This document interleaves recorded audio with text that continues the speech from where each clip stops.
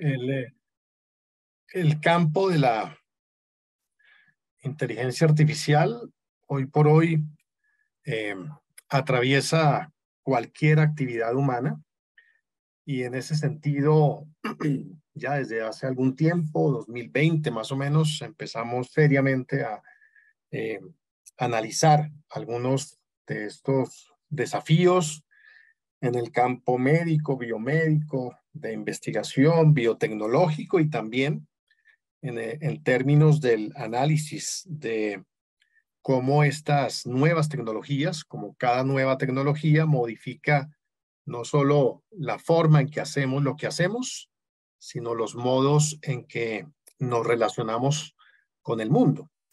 En ese sentido, hemos abordado los desafíos bioéticos de la inteligencia artificial desde distintas ópticas. En esta ocasión lo abordaremos aprovechando algunos de esos aprendizajes, lo abordaremos con unos énfasis específicos. Utilizaré para ello una eh, presentación que iremos recorriendo y me apoyaré en la lectura de un texto de una ponencia que hemos preparado para este espacio. ChatGPT es un modelo de lenguaje basado en inteligencia artificial, entrenado en grandes conjuntos de datos de texto en varios idiomas con la capacidad de generar respuestas humanas a entradas de texto. La etimología de ChatGPT está relacionada con el hecho de ser un chatbot, un programa capaz de comprender y generar respuestas utilizando una interfaz basada en texto. La arquitectura GPT utiliza redes neuronales para procesar el lenguaje natural, generando respuestas basadas en el contexto que ofrece el texto de entrada. La superioridad de ChatGPT en comparación con sus predecesores se debe a su capacidad de responder en múltiples idiomas y generar respuestas refinadas y altamente sofisticadas, basadas en modelos avanzados.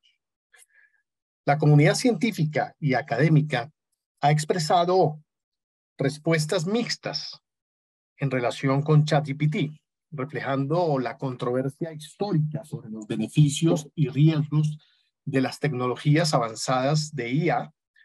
Por un lado, ChatGPT, junto con otros modelos de procesamiento de lenguaje, pueden ser beneficiosos en tareas conversacionales y de escritura, aumentando la eficiencia y la precisión de la producción requerida.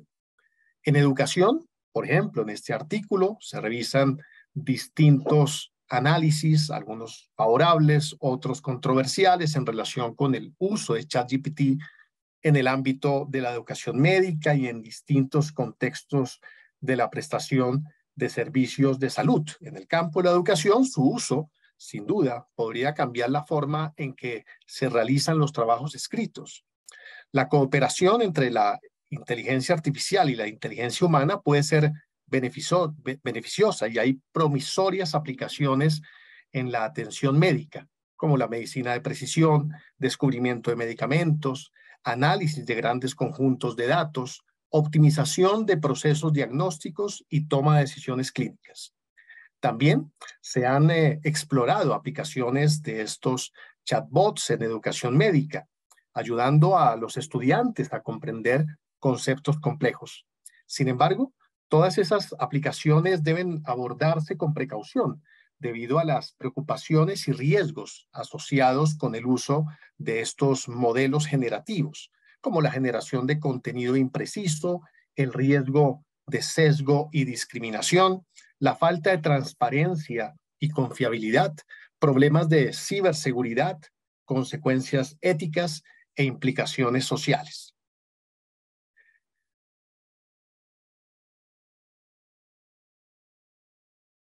En este artículo, por ejemplo, se plantean algunos análisis de esos pros, de esos contras de la inteligencia artificial, por ejemplo, en la educación médica y en la prestación de servicios de salud y en investigación. Indudablemente hay beneficios. Un reciente artículo en la revista Nature, por ejemplo, sugería cómo estas herramientas podrían acelerar, podrían catalizar la producción académica, la producción científica, apoyar a autores, investigadores que no tienen las mismas destrezas de escritura que pueden tener otros escritores, por ejemplo, y eso puede ser importante incluso para disminuir la inequidad en el acceso a la información y en la producción de la información. Por otro lado, hay preocupaciones en términos del plagio, en términos del sesgo, en términos de asuntos de seguridad, tratamiento de datos, asuntos de integridad científica que ya se están detectando. Bueno, ahí se plantea esa relación entre posibles potenciales beneficios y potenciales riesgos y amenazas. No obstante, más allá de las preocupaciones y expectativas sugeridas, abordaré un problema puntual a partir de la novela Fahrenheit 451, una novela distópica escrita por Ray Bradbury en 1953. La trama se sitúa en un futuro sombrío, donde los libros son considerados peligrosos y se prohíbe su posesión. Los bomberos, en lugar de apagar incendios, tienen la misión de quemar cualquier libro que encuentren para eliminar cualquier rastro de conocimiento y de pensamiento crítico. El protagonista de la historia es Guy Montag, un bombero ejemplar que en su monótona rutina empieza a cuestionar la razón detrás de la prohibición de los libros. A medida que su curiosidad crece, conoce a Clarice, una joven inusualmente fascinada por el pasado y la literatura. Las conversaciones con Clarice despiertan en Montag un deseo de entender el valor de los libros y la importancia de la libertad de pensamiento. A medida que avanza la trama, Montag se ve envuelto en un mundo clandestino de personas que se niegan a renunciar a los libros y que memorizan sus contenidos para preservarlos. Esta experiencia transformadora lo lleva a enfrentarse a la tiranía y a la censura del gobierno, poniendo en peligro su vida para proteger el conocimiento y liberar a la sociedad del control totalitario.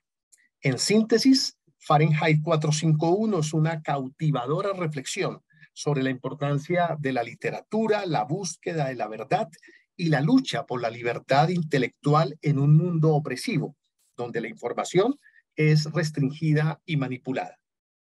En una escena de la historia, Mildred, la esposa de Montag, pierde el conocimiento debido a una sobredosis de pastillas para dormir.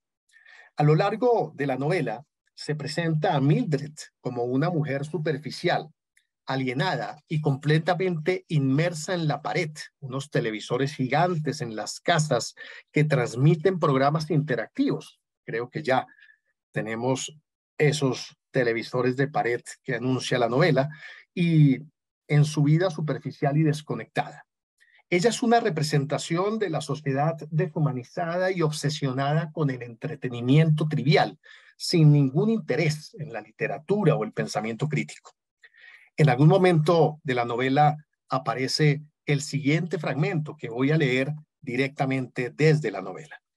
Tenían aquella máquina. En realidad tenían dos. Una de ellas se deslizaba hasta el estómago como una cobra negra que bajara por un pozo en busca de agua antigua y del tiempo antiguo reunidos allí. Bebía la sustancia verduzca que subía a la superficie en un lento hervir. Bebía de la oscuridad. Absorbía todos los venenos acumulados por los años. Se alimentaba en silencio, con un ocasional sonido de asfixia interna y ciega búsqueda. Aquello tenía un ojo. El impasible operario de la máquina podía, poniéndose un casco óptico especial, atisbar en el alma de la persona a quien estaba analizando. ¿Qué veía el ojo? No lo decía. Montag veía, aunque sin ver, lo que el ojo estaba viendo. Toda la operación guardaba cierta semejanza con la excavación de una zanja en el patio de su propia casa. La mujer que yacía en la cama no era más que un duro estrato de mármol al que habían llegado. De todos modos, adelante, hundamos más el taladro, extraigamos el vacío, si es que podía sacarse el vacío mediante la succión de la serpiente. El operario fumaba un cigarrillo La otra máquina funcionaba también. La manejaba un individuo igualmente impasible, vestido con un mono de color pardo rojizo. Esta máquina extraía toda la sangre del cuerpo y la sustituía por sangre nueva y suero. Hemos de limpiarnos de ambas maneras, dijo el operario, inclinándose sobre la silenciosa mujer. Es inútil lavar el estómago si no se lava la sangre. Si se deja esa sustancia en la sangre, esta golpea el cerebro con la fuerza de un mazo, 1000, 2000 veces hasta que el cerebro no puede más y se apaga. Deténganse, exclamó Montag. Es lo que iba a decir, dijo el operario. ¿Han terminado? Los hombres empaquetaron las máquinas. Estamos listos. La cólera de Montag ni siquiera les afectó. Permanecieron con el cigarrillo en los labios, sin que el humo que penetraba en su nariz y sus ojos les hiciera parpadear. Serán $50. Ante todo, dice Montag, ¿por qué no me dicen si sanará? Claro que se curará, responden los operarios. Nos llevamos todo el veneno en esa maleta y ahora ya no puede afectarle. Como he dicho, se saca lo viejo, se pone lo nuevo y quedan mejor que nunca. Pero ninguno de ustedes es médico, preguntó Montag. ¿Por qué no han enviado uno? Diablo, el cigarrillo del operario se movió. En sus labios tenemos 9 o 10 casos como este cada noche. Tantos que hace unos cuantos años tuvimos que construir estas máquinas especiales. Con lente óptico, claro está. Resultan una novedad, el resto es viejo. En un caso así, no hace falta un doctor. Lo único que se requiere son 2 operarios hábiles y liquidar el problema en media hora. Bueno, se dirigió hacia la puerta. Hemos de irnos. Acabamos de recibir otra llamada en nuestra radio auricular. A 10 manzanas de aquí. Alguien se ha zampado una caja de píldoras. Si vuelve a necesitarnos, llámenos. Procure que su esposa permanezca quieta. Le hemos inyectado un antisedante. Se levantará bastante hambrienta.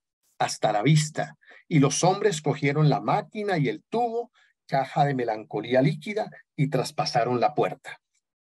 A partir de este fragmento propongo, dentro de las múltiples áreas de controversia suscitadas por la inteligencia artificial, reflexionar en torno a 2 problemas. El impacto sobre la relación médico-paciente y el papel de la educación en este contexto. En este segmento de la novela es llamativa la figura de los 2 operarios impasibles que atienden a Mildred tras el intento de suicidio. Ante la queja de Montag, ninguno de ustedes es médico, los 2 operarios, mientras acaban su cigarrillo, empacan sus cosas y cobran los $50 por el servicio, mientras responden, no hace falta un médico. ¿Qué es lo que nos convierte en médicos o en profesionales de la salud? En un sentido más amplio, ¿qué nos define como seres humanos? ¿En qué momento el profesional de la salud puede convertirse en una extensión operativa, automática, que opera sobre los cuerpos como si fueran solo duros estratos de piedra? ¿En qué momento nos convertimos en operarios impasibles? ¿Qué implicaciones tiene esta impasibilidad en una práctica relacional, como lo define Edmundo Pellegrino, que son las prácticas médicas y las prácticas de salud? En este sentido, revisaremos algunos argumentos. Un artículo publicado recientemente en la revista Nature analiza las capacidades de los sistemas de inteligencia artificial más avanzados, como GPT-4, y señala que aunque estos sistemas pueden aprobar exámenes difíciles, escribir ensayos convincentemente humanos y mantener conversaciones fluidas, todavía enfrentan desafíos en la resolución de rompecabezas visuales de lógica simple. El estudio se centra en una serie de pruebas que involucran patrones de bloques de colores en una pantalla y señala que mientras la mayoría de las personas puede identificar los patrones de conexión, GPT obtiene apenas un 30% de los rompecabezas correctos en una categoría de patrones y tan solo un 3% de precisión en otra categoría. Los investigadores detrás de estos rompecabezas buscan proporcionar un mejor punto de referencia para evaluar las capacidades de los sistemas de IA y resolver un enigma sobre los modelos de lenguaje de gran tamaño. Por un lado, estos sistemas sobresalen en tareas específicas, pero por otro, exhiben debilidades y la incapacidad de razonar sobre conceptos abstractos. Algunos expertos creen que los logros de los algoritmos se deben a indicios de razonamiento o comprensión, mientras que otros son más cautelosos y no ven una evidencia concluyente que respalde una opinión en uno u otro sentido. Las pruebas como los rompecabezas de lógica revelan diferencias entre las capacidades de las personas y los sistemas de inteligencia artificial y son consideradas un paso en la dirección correcta para comprender las limitaciones de estos sistemas y desentrañar los elementos de la inteligencia humana. El test de Turing es una prueba diseñada para evaluar la capacidad de una máquina o programa de inteligencia artificial para demostrar un comportamiento similar al de un ser humano en la comunicación y comprensión del lenguaje natural. Fue propuesto por el matemático y científico de la computación Alan Turing en su artículo Computing Machinery and Intelligence, publicado en 1950. El objetivo de este test es determinar si una máquina puede demostrar un nivel de inteligencia indistinguible al mantener una conversación con un evaluador humano. En el test, el evaluador interactúa con dos participantes, un ser humano y una máquina. Ambos interactúan con el evaluador a través de mensajes de texto sin revelar su verdadera identidad. Si el evaluador no puede distinguir con certeza cuál de los dos participantes es el humano y cuál es la máquina, se considera que la máquina ha sobrepasado el test de Turing y ha demostrado una forma de inteligencia artificial que imita exitosamente el comportamiento humano. El test de Turing ha sido objeto de debate y críticas a lo largo de los años, ya que algunos argumentan que superar este test no necesariamente implica que la máquina tenga una comprensión real o una verdadera inteligencia, sino simplemente la capacidad de imitar respuestas humanas. No obstante, sigue siendo una referencia importante para evaluar el progreso y el nivel de sofisticación de los sistemas algorítmicos. En este sentido, algunos expertos señalan que las pruebas de desempeño en exámenes específicos y las evaluaciones en tareas particulares son más adecuadas para evaluar las verdaderas capacidades de estos sistemas. En algún momento del artículo hay esta cita. Esto podría deberse a que los modelos de procesamiento generativo del lenguaje aprenden solo del lenguaje, sin estar encarnados en el mundo físico. No experimentan la conexión del lenguaje con los objetos, las propiedades y los sentimientos como lo hace una persona. Está claro que no entienden las palabras de la misma manera que las personas. En su opinión, estos modelos generativos actualmente demuestran que se puede tener un lenguaje muy fluido sin una genuina, sin una genuina comprensión. Por otro lado, estos modelos de procesamiento de lenguaje también tienen capacidades que las personas no tienen, como la capacidad de conocer las conexiones entre casi todas las palabras que los humanos han escrito. En la película Ex Machina se plantea una versión del test de Turing. Este es un artículo que trabajamos con la doctora María Paola Caicedo, psiquiatra, publicado el año anterior, antes de que apareciera ChatGPT, y nos preguntábamos si la robot femenina de la película Ex Machina es un sistema intencional, si supera el test de Turing. Bueno, hicimos el análisis a partir de esta película. En la historia, Caleb, uno de los personajes, al tener el primer contacto con Ava, la robot creada por la compañía Blue Book, la encuentra fascinante, pero aún no está seguro si constituye una inteligencia artificial consciente.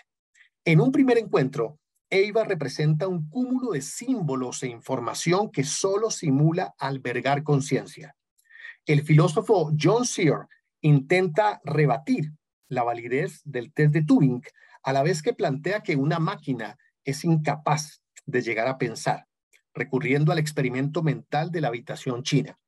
Expone John Searle la diferencia entre reconocer la sintaxis y comprender la semántica, proponiendo que un intérprete en una habitación cerrada, dotado con los repertorios y la suficiente cantidad de reglas para procesar la información entrante, por ejemplo, símbolos lingüísticos en chino, puede hacerse pasar por un intérprete humano si reparamos exclusivamente en la dimensión sintáctica del lenguaje, sin considerar la dimensión semántica del sentido. Los objetos biológicos, los cerebros, para John Searle, pueden poseer intencionalidad y semántica, lo que dicho autor considera como las características definitorias de la actividad mental. Esta dimensión semántica requiere una mente sintiente, capaz de percibir emociones y sentimientos, así como de interactuar en un contexto cultural. En conclusión, ChatGPT, como los demás modelos generativos de lenguaje, representan por lo pronto poderosas máquinas sintácticas. Recuperan información y la organizan, respetando las disposiciones sintácticas del lenguaje, sujeto, verbo, complemento. No tienen capacidad semántica, no son capaces de comprender el sentido y los significados de los contenidos que producen. En otro artículo recientemente publicado, hemos defendido con otros autores la siguiente idea.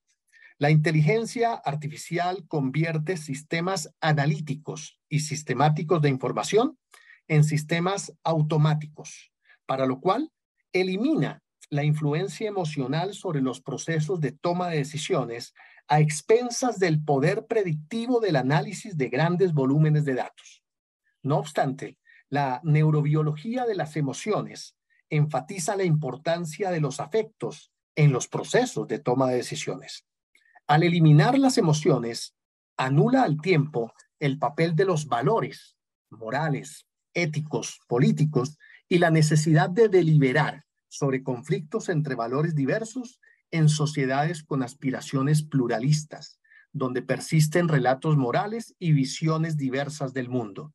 En este contexto, los algoritmos se consolidan como conjuntos de reglas incontrovertibles para la toma de decisiones, como conjuntos de reglas que validan preferencias y como conjuntos de reglas que restringen la interacción y el disenso.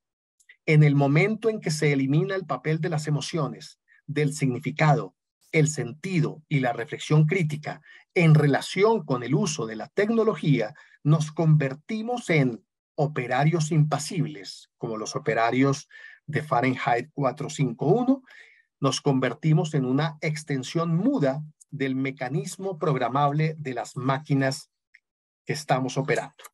El adjetivo impasible, según la RAE, significa incapaz de padecer o de sentir, indiferente, imperturbable. Le pregunté también a ChatGPT qué significa la palabra impasible.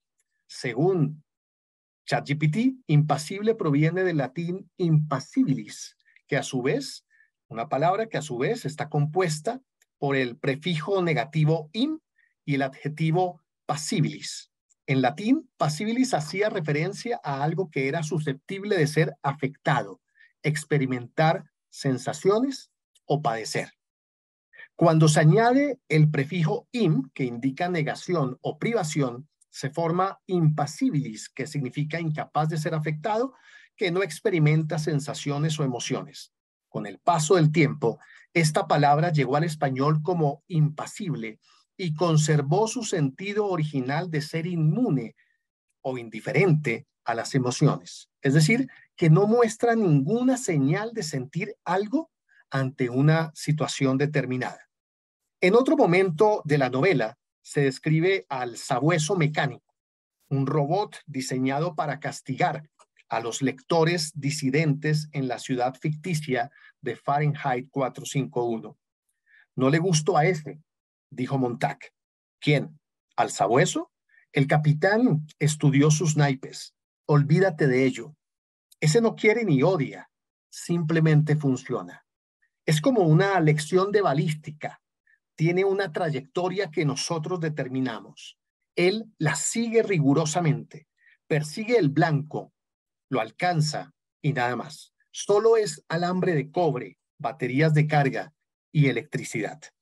Promover un mayor control de sesgos en la construcción de modelos algorítmicos es una tarea ética que responde al reconocimiento del valor positivo de la diversidad cultural, al tiempo que es imperativo promover una perspectiva crítica ante el creciente papel de los algoritmos en la vida cotidiana, sin lo cual el consumo irreflexivo de sistemas algorítmicos desembocará en lo que algunos han llamado dataísmo. En este mismo sentido se expresa Byung-Chul Han, filósofo, cuando resalta el valor adquirido por el Big Data y los algoritmos en el mundo contemporáneo. Bajo este prisma, la existencia se transforma en Homo digitalis, quien a merced de la numeración y la calculabilidad de sus conductas completamente registradas y rastreables en la red, termina sumergido en una visión o interpretación del mundo completamente sustentada en los datos, a saber, una barbarie de los datos con su propia filosofía emergente, el dataísmo, barbarie que deviene en nihilismo, pues el dataísmo implica necesariamente renunciar al sentido y al significado, vacío que se pretende llenar con números y cálculos. En otras palabras, en esta forma de nihilismo, la ausencia de sentido se disfraza y oculta a través de la cortina del cálculo maquinal. Así como Google hace unos años, el creciente refinamiento de la inteligencia artificial la ha convertido en una especie de deidad omnisciente, en una suerte de oráculo, de vidente, de providencia, como una nueva interpretación impuesta por la voluntad del poder tecnocientífico que promete toda suerte de respuestas y soluciones salvíficas, como una especie de mesianismo técnico. Este mesianismo de la inteligencia artificial, sin la resistencia que ofrecen el pensamiento crítico, las emociones humanas y la búsqueda de sentido, derivan una forma de nihilismo, de pérdida de horizontes. Como afirma el escritor Ernst Jünger, el nihilista pasa de una estructura moral a una estructura automática. Al perder el hombre su mundo de valores, se pierde necesariamente a sí mismo, se convierte solamente en algo que aún funciona, se convierte en un operario impasible.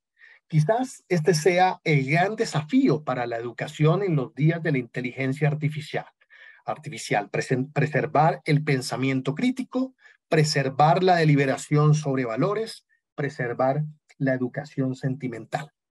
Al preguntar a ChatGPT en este sentido, cuyos aportes agradezco para la confección de esta ponencia, su respuesta es contundente. Como inteligencia artificial no tengo emociones ni sentimientos, por lo que soy completamente impasible.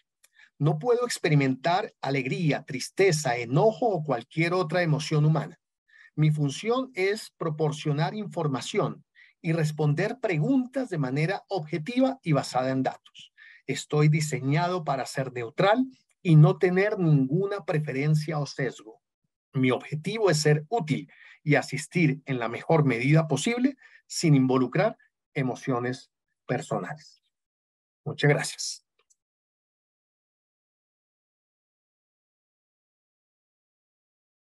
Doctor Boris, muchísimas gracias, siempre con esa gran dinámica docente que usted maneja y esa metodología tan reconocida ampliamente. Muchas gracias por esta visión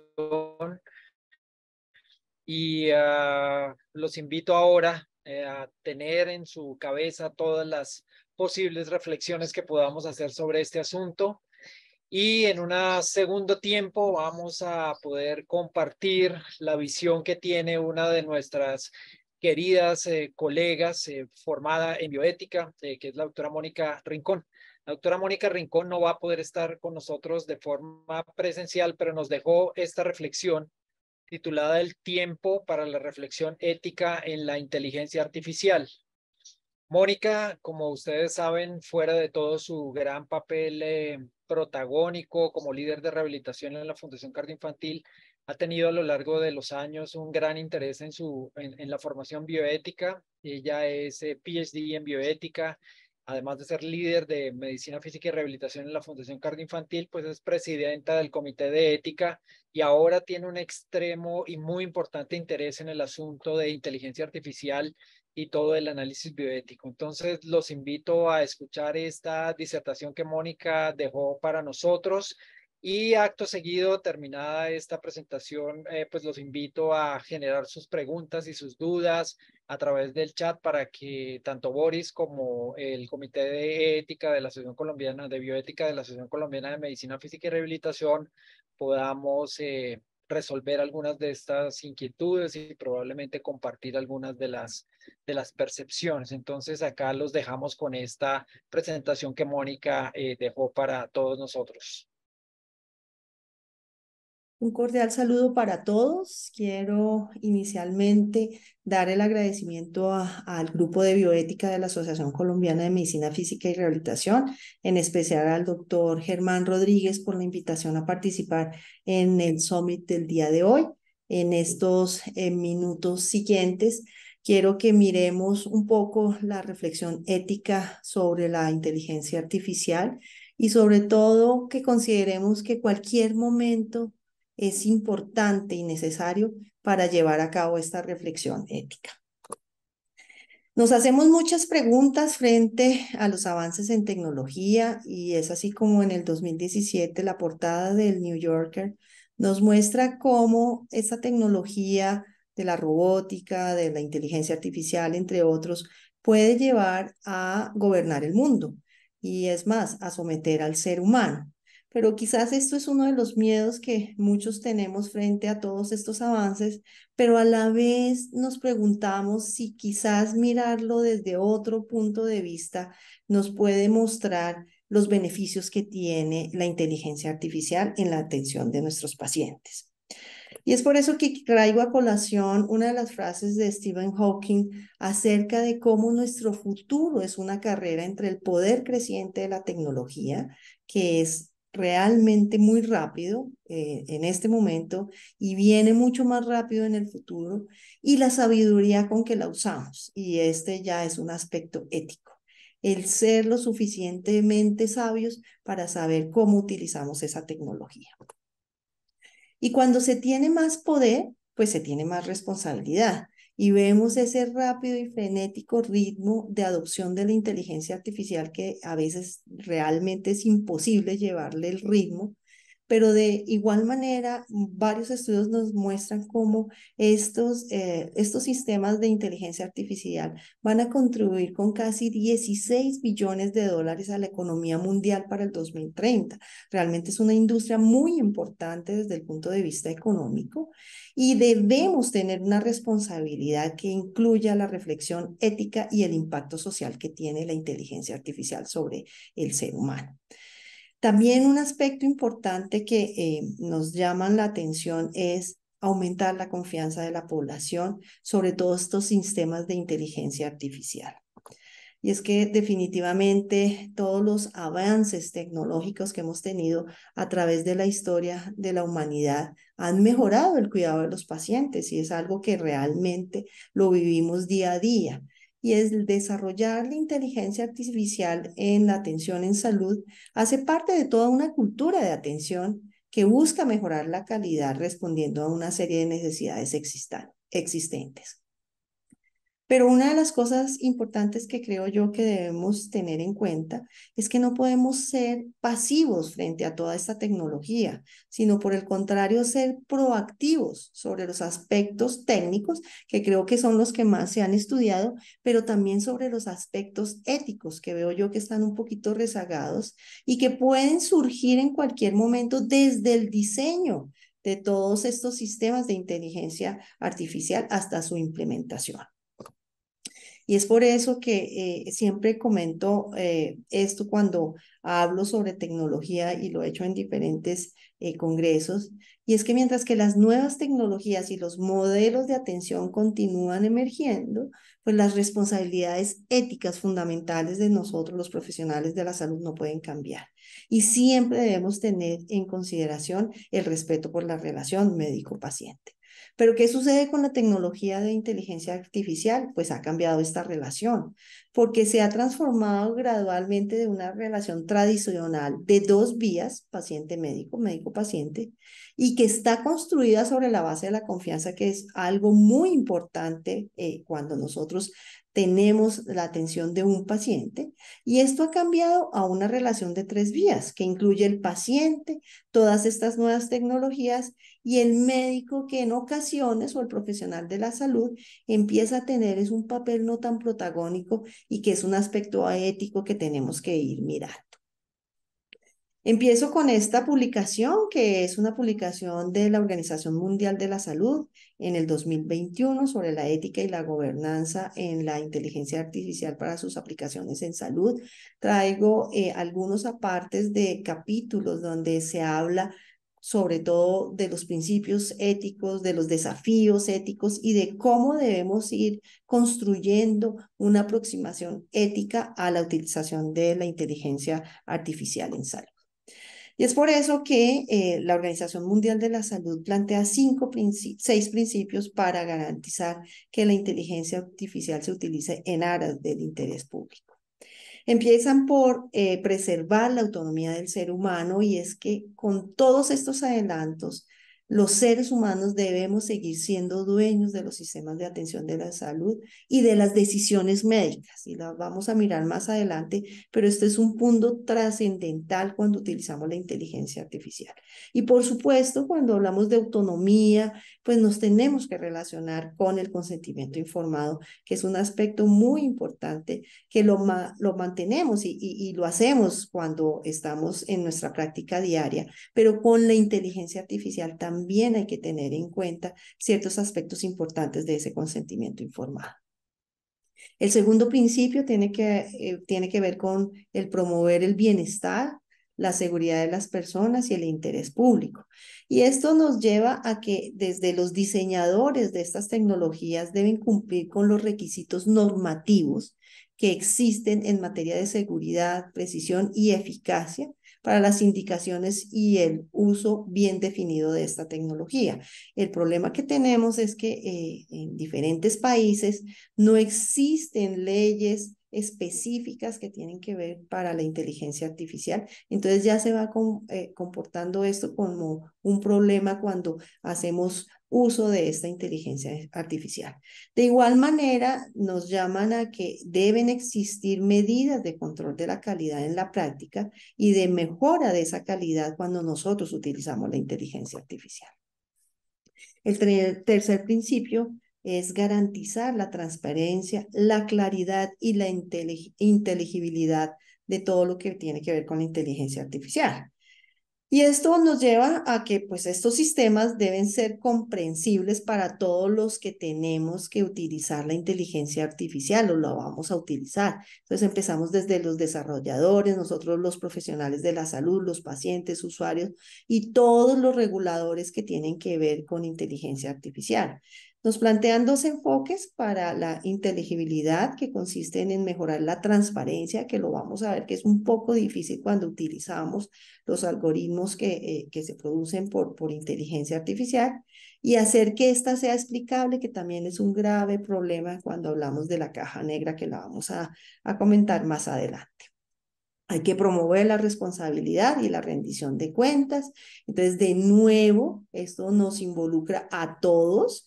Hay que velar porque todas estas sean utilizadas en condiciones apropiadas y por personas debidamente formadas, pero también hay que plantear mecanismos eficaces para que las personas y los grupos que se vean perjudicados por alguna decisión basada en algún tipo de algoritmo, puedan cuestionarlas y obtener reparación, que es también un punto muy difícil y que realmente no hay guías o normas establecidas para que se logre una reparación cuando existe un error por algún sesgo en alguno de estos algoritmos.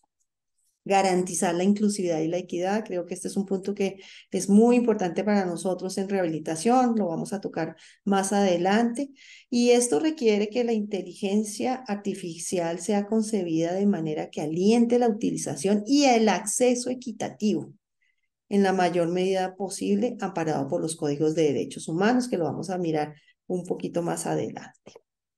Promover una inteligencia artificial con capacidad de respuesta y que sea sostenible. Esto quiere decir que todos también volvemos, todos los que participamos en la utilización, en el diseño, en el desarrollo de la inteligencia artificial, deberíamos evaluar de forma continua y transparente las aplicaciones en situaciones de la vida real y mirar si esto sí está respondiendo de manera adecuada y apropiada a las expectativas y las necesidades. Es decir, que se reduzca al mínimo también sus efectos medioambientales y que se aumente la eficiencia energética. Frente a este principio de capacidad de respuesta y sostenibilidad, también digamos que nos trae este documento la importancia de que los gobiernos y las empresas deben anticiparse a los problemas ocasionados en el lugar de trabajo.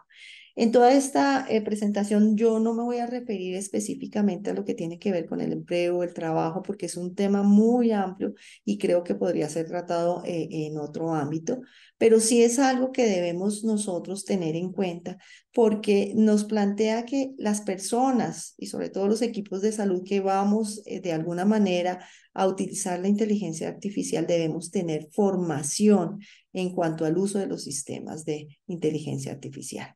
Y tener en cuenta, lo segundo, las posibles pérdidas de empleo debido a la utilización de sistemas automatizados que no podemos dejar de lado cuando estamos utilizando este tipo de tecnología.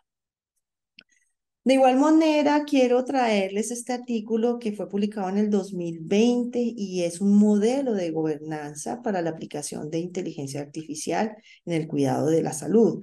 Entonces, ellos nos plantean que existen tres desafíos éticos, lo relacionado con la protección de la privacidad del paciente, de los sesgos potenciales en los modelos de inteligencia artificial y que debemos ganarnos la confianza de todos los equipos de salud y del público en general para el uso de la inteligencia artificial en la atención médica. Plantean que el éxito de la inteligencia artificial tiene que ver con enfrentar estos desafíos. Entonces, quiero empezar por el primero, que tiene que ver con los sesgos, y es que el problema que tenemos con estos algoritmos que se alimentan de todos los datos que se le dan para que pueda sacar y hacer una toma de decisiones, son utilizados estos datos para entrenamiento de estos algoritmos, pero a veces no son representativos de una población objetivo. Entonces se utilizan datos inadecuados o incompletos y por lo tanto tendremos modelos que no van a ser adecuados y que van a tener muchos sesgos. Entonces, eso tiene que ver con datos que se obtienen de una discriminación social, por ejemplo, que se toman datos no de personas que tienen un acceso a la atención médica o de muestras relativamente pequeños como grupos minoritarios que no se tienen en cuenta para poder sacar estos algoritmos. Y esto lo que va a conllevar es que se tengan algoritmos que son sesgados, que van a conducir a la subestimación o sobreestimación de los riesgos en ciertas poblaciones. Entonces, esto va a aumentar las disparidades de la salud cuando pues, se trata de estos pacientes que no tienen realmente una representación en los datos que se dan para el entrenamiento de algoritmos. Esto yo lo relaciono con los 4 principios de la biótica que a mí me gustan mucho y estos sesgos los miro desde la no maleficencia.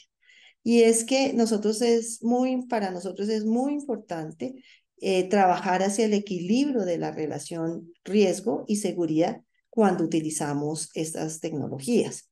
Y el riesgo en no maleficencia se relaciona con los errores, que son de diferentes tipos, de los datos como tal, como lo veíamos, de los algoritmos y de la manera en que se utilizan los algoritmos. Entonces, ¿qué buscamos con el principio de no maleficencia? Pues siempre no hacer daño, por lo tanto hay que mitigar el riesgo y para esto pues es necesario crear políticas que busquen primero identificar, exponer y como lo decía, disminuir la posibilidad de estos sesgos. De igual manera quiero mirarlo desde la justicia distributiva, donde pues la distribución de los recursos dentro de una sociedad es muy importante y la no discriminación de individuos y grupos. Entonces, si no tenemos datos que representan a ciertos grupos o a ciertos individuos, pues realmente eso no es justo. y es que posible que los beneficios de la inteligencia artificial en la atención médica no se distribuyan de una manera uniforme. Entonces ahí se discrimina a subgrupos específicos para los que no se dispone de datos representativos. ¿Cómo manejamos esto? Pues fomentando la justicia, eliminando la discriminación en la toma de decisiones con este tipo de algoritmos. El otro desafío ético que nos plantea esta publicación tiene que ver con la privacidad. Entonces, esto, por supuesto, está ligado a la autonomía o al autogobierno del paciente, de la identidad personal y, por supuesto, del bienestar, donde de nuevo el consentimiento informado es muy importante y nosotros, como ya lo hablábamos, lo utilizamos en nuestra práctica diaria, pero también debe existir un consentimiento informado para el uso de los datos personales de salud, que los pacientes sepan cuál es el uso que se le van a dar a todos sus datos. Y esto lo vemos como, por ejemplo, ya hay muchos hogares donde los adultos mayores pues, pueden tener dispositivos de inteligencia artificial que son utilizados para ayudarlos, pero que a la vez pueden recopilar y transmitir datos sin que estas personas sepan que se están recopilando y transmitiendo esos datos. Y en algunas publicaciones también se ha presentado como hubo servicios de salud que proporcionaron datos de pacientes a los desarrolladores de inteligencia artificial sin el consentimiento informado de los pacientes. Realmente esto es una cosa muy seria y que debemos tener en cuenta cuando utilizamos la inteligencia artificial, que el paciente tenga claridad sobre su utilización y sobre lo que se va a hacer con sus datos. Entonces lo relaciono con la autonomía y la dignidad. Y es que el paciente tiene derecho a decidir quién será el propietario de sus datos, dónde se van a almacenar y para qué se van a utilizar. Pero también esto tiene que ver con que los pacientes deben comprender estas tecnologías. Y aquí diferencio dos cosas. Uno, la privacidad, que tiene que ver con el acceso, y lo segundo, con la protección de datos del paciente. Pero la autonomía se relaciona con el control por parte del paciente de sus propios datos, como ya lo explicábamos. Y el otro, digamos, reto ético que tenemos con la inteligencia artificial es la confianza. Entonces, nosotros tenemos el deber moral de promover y salvaguardar la confianza de nuestros pacientes. Y por supuesto, pues ellos deben confiar en nosotros, en los profesionales de la salud, pero también en las herramientas clínicas que utilizamos. Y la inteligencia artificial también es una herramienta donde los pacientes deben tener confianza. Pero tenemos un grave problema y es con el concepto de caja negra, y es como es ese funcionamiento interno de todos estos sistemas para crear los algoritmos y tomar una decisión.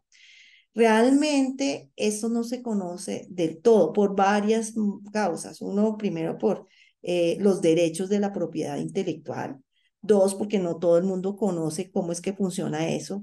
Y tres, porque realmente nunca se va a conocer. Incluso las personas que han estudiado el desarrollo y la creación de estos sistemas de inteligencia artificial tampoco van a lograr conocerlo a profundidad. ¿Por qué? Porque estos sistemas crean nuevos procesos, que son procesos que ni siquiera el que lo ha desarrollado lo puede controlar. Entonces, tenemos una falta de transparencia algorítmica y eso tiene una influencia sobre la confianza que vamos a tener en los sistemas de inteligencia artificial. La otra cosa es que todos los equipos de salud y los médicos pues no comprendemos cómo es el funcionamiento interno de estos modelos. Por lo tanto, no somos las personas más capaces de explicar este proceso a los pacientes. Entonces, ¿cómo utilizo yo algo que no sé cómo explicarle al paciente? Esto, pues obviamente, es algo que nos llama la atención desde el punto de vista ético. Y por otro lado, pues cada vez la inteligencia artificial va a tener una mayor capacidad predictiva y diagnóstica. Pues esa es la idea, ¿no? Que estos sistemas cada vez van a ser mucho mejores. Entonces puede conllevar a que los médicos puedan volverse cada vez más dependientes de los modelos de inteligencia artificial y que esta toma de decisiones en sí misma podría automatizarse, cosa que, que tiene un cuestionamiento ético muy profundo y que debemos tratar de evitar. Finalmente, cuando yo miro la beneficencia en el uso y las aplicaciones de estas tecnologías, pues debemos asegurar firmemente la importancia central de promover el bienestar del paciente, como todo lo hacemos en medicina. Pero en ocasiones esto entra en conflicto con los intereses de los modelos de negocio de las compañías de tecnología. Realmente el desarrollo de modelos de inteligencia artificial deberían estar basados en necesidades y no en modelos de negocio de diferentes compañías. Y es que el equipo de salud debe realizar siempre una evaluación de riesgo para cada procedimiento, tratamiento que involucre tecnologías de inteligencia artificial, con el fin de determinar si los beneficios para los pacientes superan los riesgos, como todos lo sabemos desde el punto de vista del principio de beneficencia. Entonces, la publicación nos presenta primero los 3 desafíos éticos, pero también nos muestra un modelo de gobernanza para la inteligencia artificial en el cuidado de la salud. Y tiene 4 aspectos importantes. Empiezo con el de la equidad y justicia. Y debe existir equidad en el acceso a la atención médica, porque la utilización de la inteligencia artificial no debe generar ni aumentar la discriminación, la disparidad o las desigualdades en la atención en salud. Y el diseño debe garantizar que sea con un proceso justo y distributivo, y acá me refiero a la asignación justa de los recursos.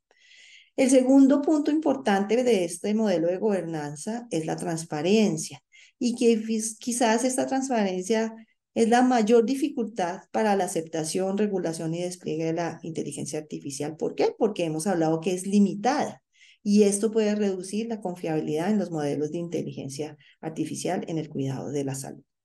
El tercer punto tiene que ver con la confianza. Nos habla de cómo debemos educarnos nosotros sobre los conceptos básicos de inteligencia artificial. Los pacientes deben saber que el médico tratante se está apoyando en un sistema de inteligencia artificial, en lo cual se debe utilizar un consentimiento informado completo, pero el paciente también tiene derecho a rechazar la utilización de inteligencia artificial. Pero lo primero es que él lo sepa, pero es que el problema que tenemos es que el paciente no sabe que se está utilizando la inteligencia artificial. Y lo otro que tiene que ver es la responsabilidad, el otro punto dentro de este modelo, donde hablamos de rendición de cuentas. Y esto tiene que ver desde el desarrollo del modelo hasta el momento en que se aplica en la atención clínica. Y nos involucra a todos. Dónde está la responsabilidad de cada uno de nosotros es algo que debemos tener en cuenta cuando utilizamos los modelos de inteligencia artificial. Pero quizás una de las cosas más importantes que plantea este modelo de gobernanza es que debe existir un monitoreo y evaluación de todo el desarrollo hasta, como lo decía, la aplicación en la atención clínica. O sea, debemos estar evaluando cómo estamos utilizando esa inteligencia artificial en la atención de nuestros pacientes. Ahora pasamos ya a un punto que tiene que ver con la Asamblea General de las Naciones Unidas, un documento que los invito a que lo revisen, fue publicado en el 2021 y tiene que ver sobre los derechos de las personas con discapacidad. Y esto está relacionado con lo que informa el relator especial sobre los derechos de las personas con discapacidad, que es el doctor Gerald Quinn, donde este informe ofrece una visión general de las actividades realizadas en el 2021 y que contiene un estudio temático sobre la inteligencia artificial y los derechos de las personas con discapacidad. Y el relator nos muestra cómo la inteligencia artificial tiene muchísimos beneficios, por supuesto que sí, en la utilización para las personas con discapacidad. Y es que si nosotros la aprovechamos de forma adecuada y responsable, pues podemos propiciar avances sobre uno de los objetivos generales que tenemos cuando hablamos de personas con discapacidad, y es lograr la igualdad inclusiva. Claro, este grupo poblacional tiene riesgos que son comunes a otros grupos, pero también tiene algunos riesgos que son exclusivamente de las personas con discapacidad o que conllevan a peligros diferenciados y desproporcionados que debemos tener en cuenta, como lo presenta este documento del relato. Y es así como el Comité de Derechos Económicos, Sociales y Culturales de las Naciones Unidas nos destaca el riesgo de discriminación contra las personas con discapacidad cuando se dan productos del progreso científico y no se tienen en cuenta las especificidades y necesidades particulares de este grupo poblacional. Entonces, nos llama la atención frente a la necesidad de que las personas con discapacidad deben participar en la toma de decisiones científicas y se deben hacer unos ajustes razonables para que puedan beneficiarse de todos estos avances tecnológicos. Y es que claramente hoy en día estamos viviendo pues que los sistemas de inteligencia artificial están teniendo una contribución muy positiva, sobre todo en todo lo que tiene que ver con tecnologías de apoyo, facilitan muchísimas cosas en las personas con discapacidad, otras aplicaciones mejoran los derechos relativos a la movilidad de las personas con discapacidad con herramientas de navegación, por ejemplo, la tecnología de soporte lógico para el seguimiento ocular, el reconocimiento de voz, que permite que las personas con discapacidad accedan a la información, a la educación y de esta manera puedan comunicarse y transmitir también información. ¿Y qué decir de todas estas plataformas de aprendizaje que se han adaptado y que pueden ofrecer un tipo de experiencia de aprendizaje personalizado que responde a las necesidades específicas de los alumnos con discapacidad, a los programas informáticos de conversión de voz a texto que pueden utilizarse y que ayudan a suplir esta falta de intérpretes de lengua de señas, por ejemplo? Es decir, que todos estos programas pues nos van a ayudar a que las personas con discapacidad se relacionen más fácilmente con los demás. ¿Y qué más que estamos viendo hoy en día? Todo lo que tiene que ver con los avatares que se están utilizando en diferentes países donde están ayudando a todo el proceso de rehabilitación en las personas con discapacidad desde diferentes puntos de vista y que son muy importantes para lograr los objetivos de esa rehabilitación en este tipo de pacientes. La proliferación de la inteligencia artificial y todas estas tecnologías también ha favorecido a que las personas con discapacidad puedan vivir de forma independiente. Hablábamos de cómo existen ya hoy en día robots que están en los hogares, que pueden proporcionar cuidados y otros tipos de asistencia, y que estamos viendo cómo este desarrollo de la inteligencia artificial va a permitir que todas estas máquinas inteligentes sean capaces de percibir, aprender y predecir acontecimientos futuros, lo cual es algo muy importante porque reduce la posibilidad de complicaciones, pero también nos plantea que existen ciertos riesgos para este grupo poblacional. Entonces, el relator especial en este informe lo que llama la atención es mirar cómo estas herramientas de inteligencia artificial afectan a las personas con discapacidad. Y uno de los problemas principales que tenemos es la accesibilidad, porque muchos de estos, digamos, algoritmos que se desarrollan están dados en países de alto ingreso y se toman datos pues de personas de países de alto ingreso que al ser utilizados en países de bajo o medio ingreso como los nuestros, pues por supuesto no se está teniendo en cuenta los datos que son específicos para estas poblaciones y también no existe una accesibilidad a todos estos programas de inteligencia artificial. Por eso es que el documento nos empieza a hablar del derecho a la privacidad, que son los artículos 22 y 31, donde pues nos hablan cómo los datos deben proteger y respetar la intimidad de las personas con discapacidad. Y las personas con discapacidad deben poder decidir, como ya lo hemos hablado, sobre sus datos personales. Quizás necesitan mayor apoyo en el acceso a este tipo de tecnología, a tener un intercambio seguro, a la comprensión del uso y el control y eliminación de sus mismos datos. De igual manera, este documento que habla sobre de la convención nos ayuda a mirar el derecho a la educación en el artículo 24, donde plantea que debe existir una serie de ajustes razonables de lo que requiere cada alumno y fundamentalmente que se faciliten medidas de apoyo personalizadas y efectivas en entornos que fomenten el máximo desarrollo académico y social con el objetivo de la plena inclusión. Pero esta utilización de la inteligencia artificial no puede reforzar o justificar la segregación en la educación. Cuando nos habla del derecho a la salud y el derecho a la habilitación y rehabilitación, es muy importante que la Convención prohíbe la denegación de manera discriminatoria de servicios de atención o de atención en salud por motivos de discapacidad, y hace mucho énfasis en esto, y que la prohibición de la discriminación en la cobertura de seguros médicos y de vida por motivos de discapacidad podría presentarse, es decir, nosotros debemos buscar la forma en que no se dé esto, porque los sistemas de inteligencia artificial pueden llevar a una serie de decisiones y que pueden hacer que las personas no tengan el acceso a los seguros de salud por estos mismos algoritmos. Entonces, es muy claro estos artículos en este documento donde se debe evitar la discriminación en la provisión de cobertura de seguros médicos y de vida por motivos de discapacidad.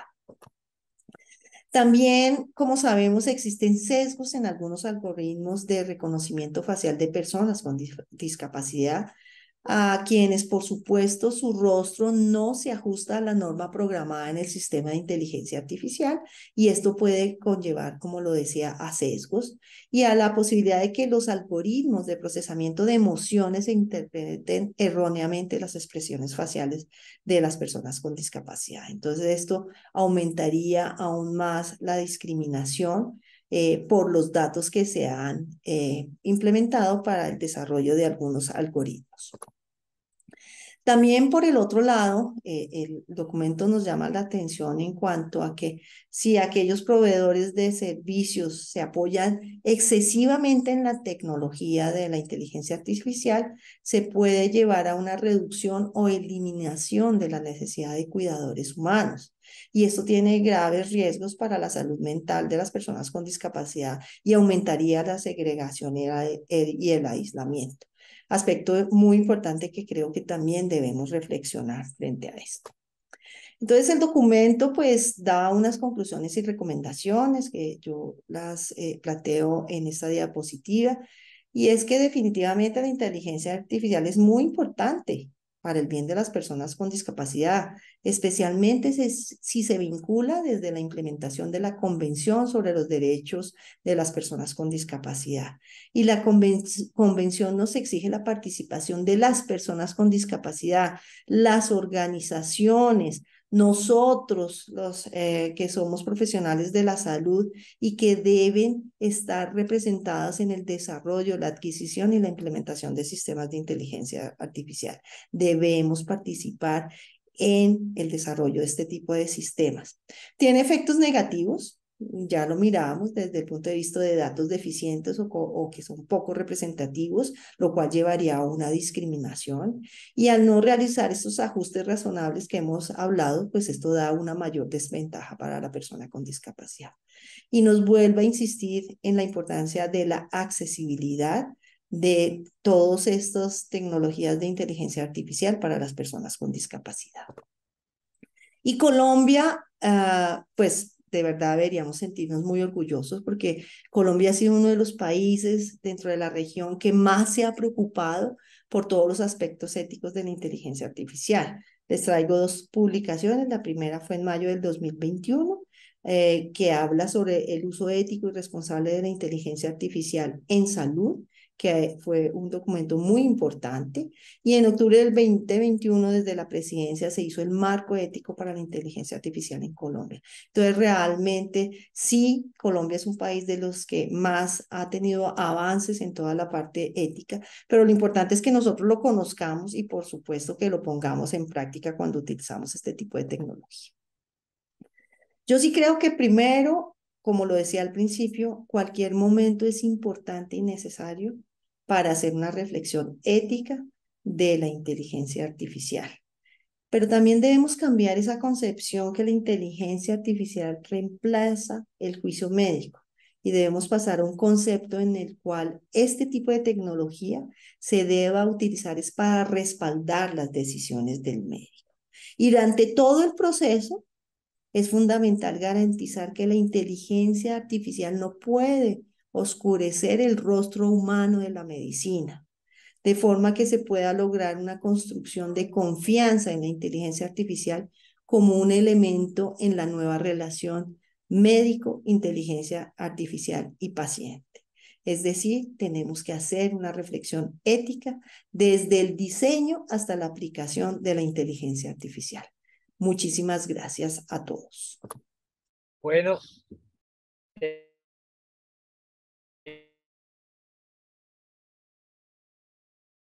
el problema y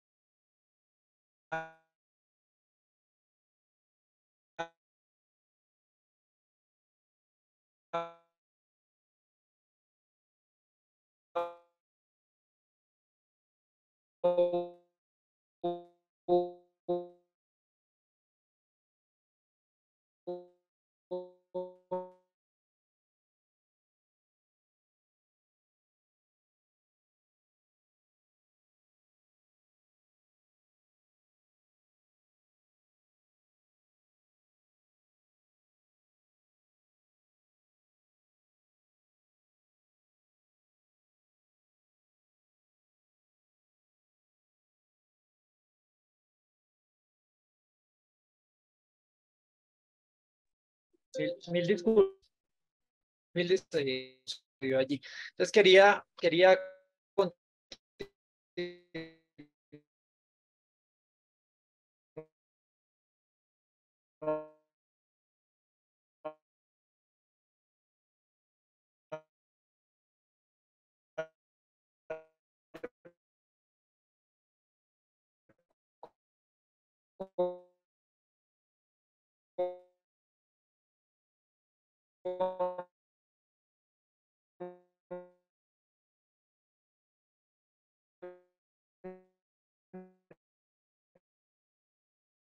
con esto para que el doctor Boris Pinto nos pudiera ayudar con esto.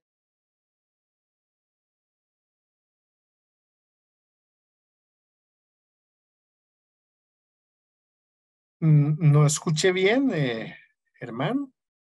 ¿Hay alguna dificultad con la conexión? No, no escuché bien. ¿Me escucha, Boris, ahora sí? Ahí sí lo escucho, Germán, sí.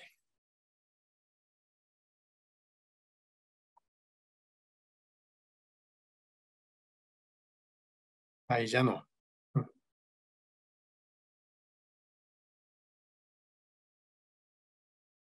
¿Se cortó otra vez o de pronto por el chat? De pronto. No sé si a mí me escuchan bien. Sí, doctor, se escucha perfecto.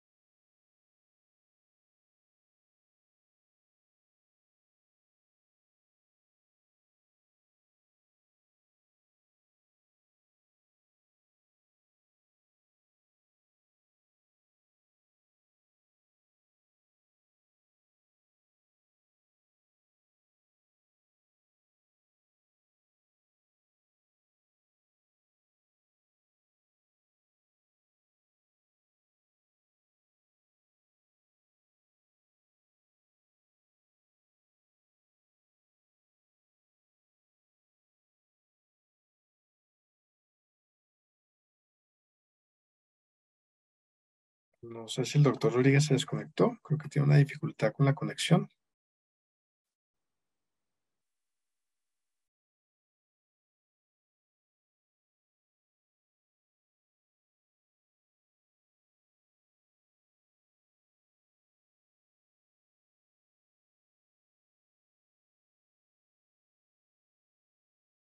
Porque no alcancé a escuchar la pregunta, no. Hola Boris, con Ivonne Escobar, ¿cómo estás? Muchas gracias por la presentación, muy interesante. Qué bueno que nos pudiste acompañar. La pregunta que nos hacen por el chat es del doctor Álvarez Jiménez, que dice, ¿podría decirse que a falta de la conciencia propia y particular del ser humano, la inteligencia artificial nunca podrá tener las características del humano y no dejará de ser una máquina? ¿Quién sabe? ¿Quién sabe? Yo creo que a estas alturas quizá sea conveniente ser cautos dado el increíble desarrollo que están teniendo la robótica, la inteligencia artificial, los neuroimplantes, etcétera. ¿Quién sabe? Vamos a ver en 15, 20 años qué pasa, o de pronto antes. Eh, pero por lo pronto, los procesos de inteligencia artificial, si bien muchos consideran que hace tiempo pasaron el test de Turing en algunas pruebas específicas, en otras todavía no tienen el mismo desempeño. Y como decíamos, por lo pronto podemos decir que son máquinas sintácticas, es decir, recuperan información, analizan información, modelan información, estructuran información, pero no son máquinas semánticas. Esa es una de las críticas a lo que John Searle denominaba la inteligencia artificial fuerte. John Searle diría que nunca las máquinas podrán alcanzar ese grado de desarrollo. Otros prefieren ser más cautos, dado que algunos se preguntan si además eh, de ese proceso de dotar a una máquina con un poderoso sistema de inteligencia artificial, ¿qué pasaría si a un robot se le dota también con los sensores, con los receptores, con los procesos necesarios para percibir el mundo, y para integrar distintos tipos de estímulos, tratando de simular el cerebro humano? Entonces, bueno, los experimentos en ese sentido van en muchas direcciones. Entonces, por lo pronto, no tenemos máquinas autoconscientes e intencionales, pero no sabemos qué pueda pasar más adelante. Seguramente vale la pena ser cautos en todo este proceso. Sí, la profesora Isabel Gómez plantea algo en ese sentido y es algo que trabajamos en el artículo a propósito de la película Ex Machina. Eh, mm, Ese es un robot, el de la película, un robot que no solo da respuestas precisas, que no solo procesa información de forma muy rápida y muy precisa, sino que además tiene sensores que configuran una identidad a partir de los estímulos, de las experiencias. Eh, Ahí nos metemos en una cuestión compleja, filosofía de la mente. Si hay una cuestión compleja en la filosofía de la mente, es lo que se denomina los qualios, o las dimensiones cualitativas de la experiencia humana. Eh, la capacidad que tiene un sistema mental de valorar el mundo, de interpretar el mundo, de dotar de significado el mundo y de expresar autoconciencia e intencionalidad. Recientemente, también en la revista Nature se publicó un artículo interesante a propósito de una especie de apuesta, un desafío que tuvieron un filósofo de la mente, David Chalmers, y un prestigioso neurocientífico. Hace ya varios años, en un congreso de neurofilosofía, se plantearon un umbral de tiempo, un plazo de tiempo para definir la conciencia. El neurocientífico, muy en la línea de Patricia y Paul Chorstland, que son unos representantes de una idea puramente neurobiológica de la conciencia, decían que este año 2023 ya los desarrollos serían tales que la neurología podría con toda propiedad expresar de qué hablamos cuando hablamos de conciencia. No obstante, este año se cumplió el plazo y todavía ese salto no se ha dado. Por lo pronto, los titulares decían, la filosofía tiene un punto, la neurobiología tiene 0, pero eso es en 2023. Al ritmo que vamos, quién sabe en unos años qué podamos decir. Indudablemente la conciencia tiene un sustrato neurobiológico. Lo que algunos sostenemos es que no es solo neurobiología, es cultura. Es también la interacción con otros sistemas inteligentes y la incorporación, el procesamiento de esa información en términos de autoconciencia. Algunos preferimos ser cautos y bueno, puede suceder. No sé si ustedes quizá recuerden de las últimas películas de Star Wars, o bueno, incluso desde las primeras, ¿se acuerdan de uno de los robots, ¿no? De los robots, ¿no? C-3PO.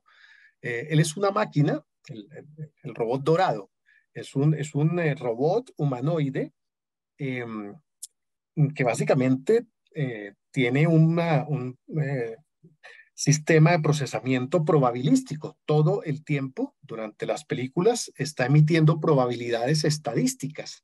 Cuando el halcón milenario ingresa en zonas de asteroides, etcétera, etcétera, él inmediatamente calcula probabilidades y arroja estadísticas y probabilidades. Y por otro lado está Han Solo, que, que no le crea esas probabilidades y que actúa por la intuición humana. Es esa tensión entre la intuición humana, las emociones y el cálculo probabilístico.